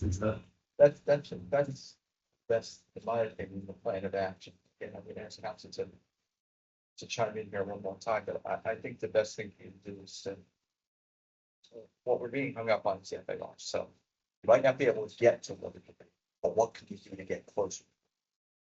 Okay, and you make them in here with something, we're all like, all right, you know what? No, this doesn't look good. We'll do this, we'll do that, or whatever's required, but I think we need to see what I'll use under an umbrella of an alternate plan that brings us closer to either point.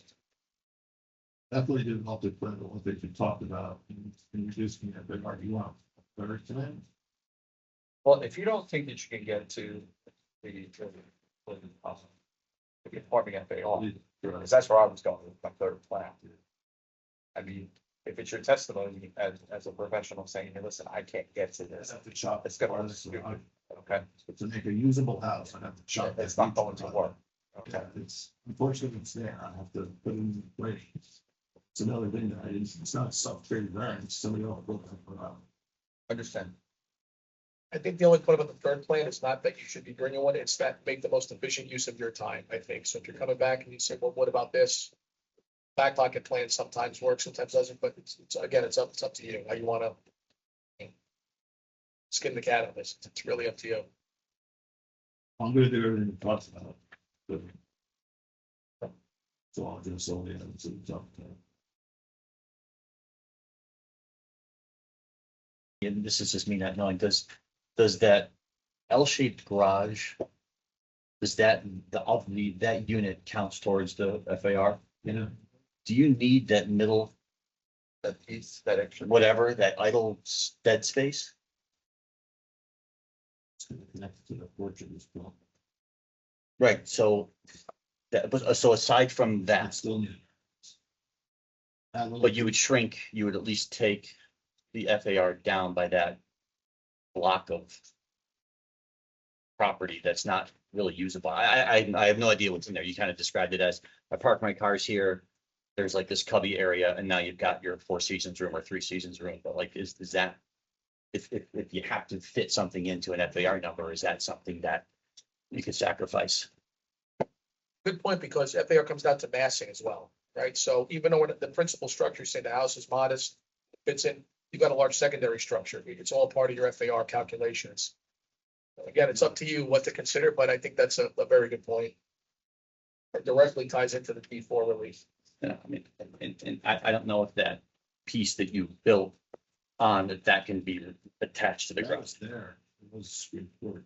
Right, but I'm That saying wasn't if you take the middle piece out, can you take what you just built and attach it to where you park your car?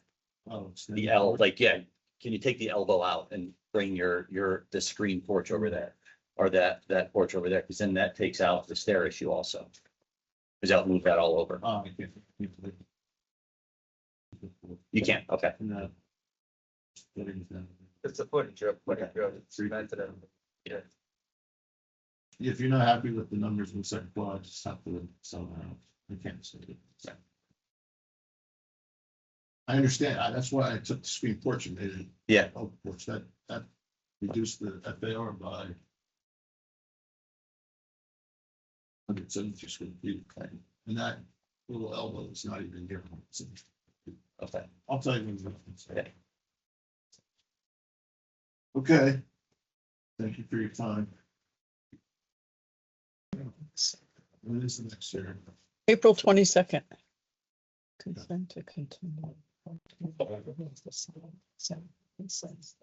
have to notice, Mr. Schleich, tonight, we announced to the public that this is an hour, we're not going to notice to the April 22nd public hearing. If you do want to submit anything 10 days ahead, Yeah. not as this for the hearing date, you'll send them in to send them in digitally as well, addition of paper copies, for everybody to see what they.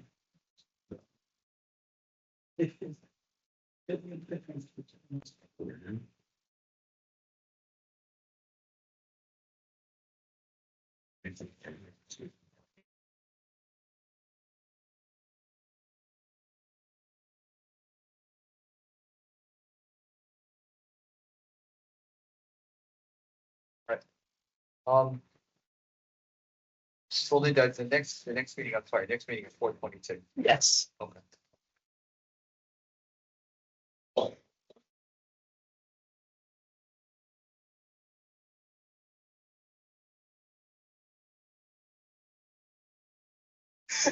So thank you for your time and we'll see you in a month. All right, thank you. Okay. All right, next on our agenda is opening up to the public to comment. Seeing none, I bring back to the board. Any other issues, comments, questions, Mayor? I'd like to turn it over to you for a few moments if I could. I just wanted to, I don't know if I can talk though. Joking. You just take a day off. I don't think I can speak. Sorry. Does anybody, I could show you my email, but I'm not right about fair share housing. That's really what I wanted to update on everybody. Yeah. It's actually too long. I'll try to speak. So we actually did satisfy our fourth round housing. We had a really good deal. We had 200, our obligation was 200 affordable. And then our RDP, our realistic development potential was 4. Using the ratio, that would mean you'd have to build about 20 units in Allendale because the developer is not going to build just affordable housing to make a profit. So we would have to find some type of space to build 20 units. And 20 units doesn't sound like a lot, but if you look at like Park and Ivy, that's pretty substantial. And that's only 5 units. Excuse me. So what we did to satisfy that was to extend some deed restrictions. So we had an issue with this one unit, 98 Elm, and kept on coming up on the radar. And I'm like, I know that's an affordable unit. So then we did like a deep dive into all our existing affordable units. And their deed extensions were going to expire within that 10-year period, the next decade. So we went in and we actually extended all the deed restrictions. So we actually don't have to build anything in this fourth round. And that was a little bit of a problem because we actually did not build any of our unmet need in the third round, and that was kind of being used against us. So to show good faith that you are going to build the unmet need, so the number was 200. We have 4 as our realistic development potential. We have to show good faith that 196, we're going to have to try to build somewhere. So they were actually looking at a piece of property in Carteret. They were looking at some other Trinity Church, and they're also looking at our downtown. And downtown, they were really pushing to extend the height to 3 or 4 stories on our downtown. And they were like adamant about that. I mean, they're making us go back. So we had like 3 hearings going back and forth. In the middle of all this, you're facing challenges with Saddle River because Saddle River's building has all their unmet need on Berline Road on our, basically, in my opinion, it's in Allendale. They don't have any infrastructure. If you know Saddle River, it's all septics and it's all wells. So they needed us. So our planner was calling them like paper plans because they had no infrastructure to support them. But the Avalon Bay one, which was the big one, that was that's 275 units. Fair Share Housing really wanted this. They even told us the leadership of Fair Share Housing got involved. We had a little bit of leverage, because what happened in the middle of all this, Avalon Bay took us to court. And the judge, it was called a case management hearing, where you're not supposed to make decisions. The judge ordered me to sign a TWA, which is like the permit in this case management. So that's pretty much unheard of in the legal world, right? Agreed, yeah. So this judge did that. So we signed under protest and we appealed right away. So that actually had a lot of leverage with Avalon Bay. So because they probably knew if we took this, it might have cost, it would have been like 2 years down the road, but they would have probably lost. And I think they knew that. So we kind of had that leverage.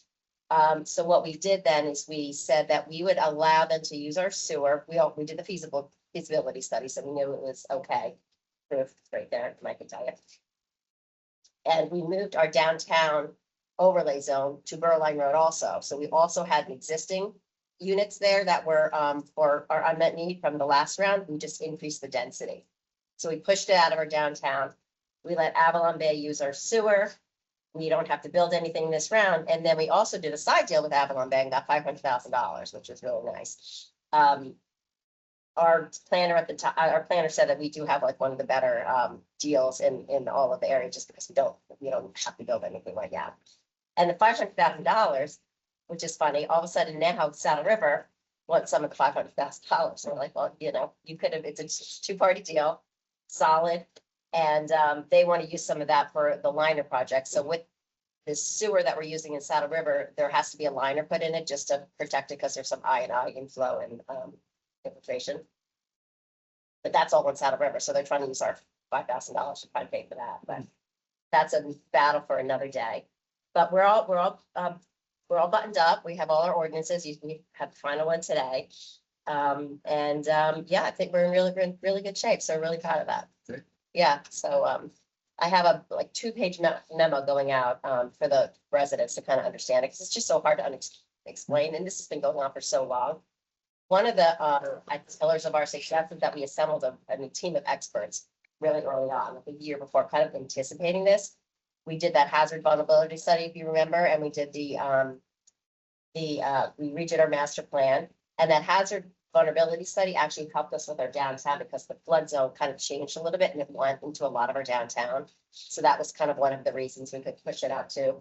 And also, we talked about traffic, and it's just tiny. Our downtown's tiny. I mean, the way that the parking is anyway, a lot of times you have to go into the other lane just to go by. So it would have been an absolute disaster.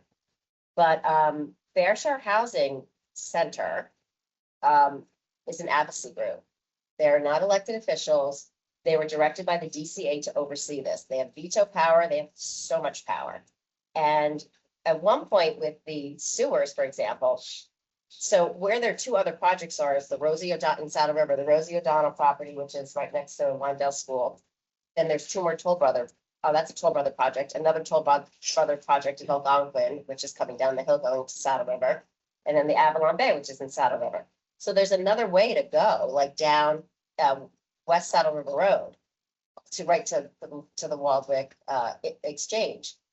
We offered that to them. Everybody was like, oh my God, this is a great idea. They literally were like mad at us. They're like, how dare you? So it was clear that they wanted Avalon Bay. The leaders of the Fair Share Housing came and they even said, we want Avalon Bay. So we knew early on that we were not going to be able to, we were going to have to let them use our sewer. So we held off as far as we can. We were lucky that we got the $500,000.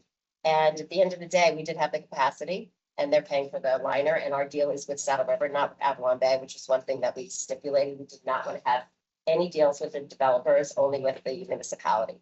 And they were trying to push that the whole time too. And we were like steadfast. We're like, we're only dealing with Saddle River. Developer in 20 years could be gone, Yeah. So yeah, so we're really excited about that. And a lot of other towns are still really suffering, and Montvale's getting killed. Yeah. Because he's the one that started that whole coalition, which we joined, but it made it all the way to the Supreme Court, didn't it? And all the KPMG property now, Yes, Yeah. There's so much after. About the data center. the data center, yeah, but they want housing. KPMG, also BMW. Yep. BMW 6,400 up there. Yeah. So that's a lot. That whole area is really gonna be, so anyway, that's that. I also just want to say congrats to Joanne, who is our new secretary, and congratulations to Linda on your retirement. Thank you. So. Anybody have any questions? Now that my voice is back. When's the retirement party? That's what I said. Yeah. Well, next week we'll fill it. Yeah. I know. No question, I just just- a comment. Well done. Yeah. Well done. Thank you. Yeah, no, we're really excited about it. So Excellent. Yeah. I it know. was, Mike is a big part of it as well, and He's been our other fabulous. experts. So, We only have small people. Mike Casale, he's the mayor. You guys, a lot more. It was a good strategy. No, it was a good strategy. We had a good team for Thor. We had we hired a fair housing lawyer that just does that. We knew all the ins and outs, we knew how they thought, we knew, We were trying to. so that was really helpful. I don't know. What's the irreparable harm if you inside the TWA? And then there's a Brian's Park. We get everything married up, or fair share wanted, I mean, like March tests, I mean, what was the? Supposedly he took a very simplistic approach and you said you have capacity or do you not have capacity. We're like, we're not even done with, the study yet. So he kind of was blindsided, our attorney Ray, that's what Ray said, he was just kind of blindsided and just.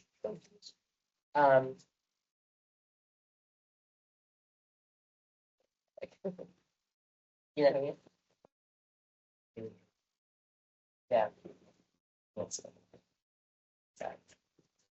wild. It was, and it's funny because the Fair Share Housing judge, we had a different judge, and he said the same things, like, what? Like, I've never even heard of that before.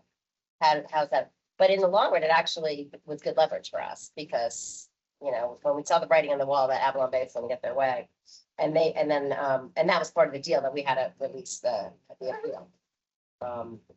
Because if we would have taken, it would have been so much expensive anyway to take that appeal all the way, but I think we probably would have lost. Yeah, it was just a lot of back and forth, a lot of up and down, but I think that's. So, but if anybody has any questions, feel free to reach out to me. Is there I can answer any questions. anybody on that? Well, go, right, before we go, if we need any else that needs to be discussed. The borough is looking to acquire 274 West Allendale Ave, the Turner property. The one across from Prescott. So in the process of that, I'm talking with the owner and looking to grant as well. Corner property. So boarded up. All boarded up. It's pointed out, yeah. It's all boarded. So And you require, what's the thoughts? the thought, good question. The thought would just be to take the house down because that is a big flooding area. Yes. And almost just make it kind of like a bog for the, just plant put a path through it and just plant like trees that like absorb water and just make it open space. So just like a little path from like the grandstand to Crestwood and keep it as open space. Yeah, I'm excited about that actually. And we have a very good chance of getting that 85% of the acquisition cost from the account. And our timing is perfect, so. Keep your fingers crossed. Anybody have any other questions about the borough? What's going on? Our budget's looking really good. I know you're still doing, I know you're still dealing with the board. Yeah, we're not gonna talk No, yet. we're not gonna talk about it, but I think you've been doing a wonderful job. Oh, Guardian If Angel, I you thought you were guys talking about don't the other go- church. If you guys don't go to the town halls, right, the town halls, Yeah, I don't know. that the mayor's holding, they're super informative. Nobody likes to go to council meetings, so. I'm sorry, yeah, that's the other one. And No, it's a nobody, very, I nobody talk to goes, chairs like yeah. this. they're super informative. It's informative and informal. Okay, and it's a wealth of knowledge, or it's a wealth of hearing what's going on in just a different, more comfortable forum instead of coming in here, as America said, and talking in front of the council. People can get intimidated by that. But as far as Guardian Angel, the Cardinal actually did come and say he's putting up pause on the whole reorder this thing anyway. And Allendale's made a pretty big stink that I think I'm very comfortable that nothing's gonna happen to Guardian Angel.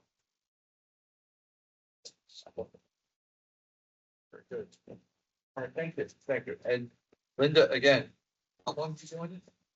Sorry, How long have you been with this board?